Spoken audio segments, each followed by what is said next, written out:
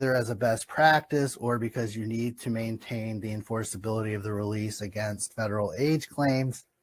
Here's the Older Worker Benefit Protection Act requirements.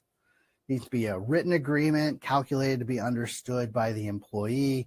So it's going to have some level of legal terms and requirement, but in theory, whoever that particular employee is should be capable of understanding what they're signing off on. Again, if we're trying to waive rights under the ADEA, that needs to be specifically spelled out in the document. There can be no prospective waiver, which is generally accepted as the case for employment law claims. So you're having the employee waive claims up to the point in time that they sign the severance agreement, which is usually a good reason to not let an employee sign the severance agreement until after their employment has conclusively come to an end. The employee has to receive something of additional value. Usually this is some sort of severance pay or benefits like healthcare continuation.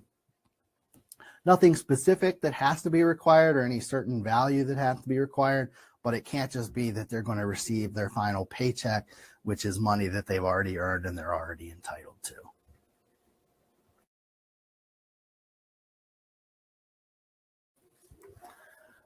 The key numerical requirements of the Older Workers Benefit Protection Act that many people are somewhat familiar with, but may not entirely know what they require, are that you have to give the employee at least 21 days to consider the agreement. So again, I'd never recommend a take it or leave it, but in some cases you could expect the employee to get back to you relatively soon.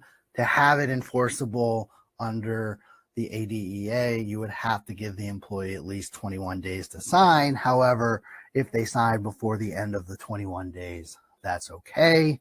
The non-revocable provision is that once the employee does sign, they have to have 7 days to revoke. So they can't agree that I've signed this and now this is going to take effect even before 7 days are up, because they have to have that 7 days to potentially change their mind completely and revoke the agreement.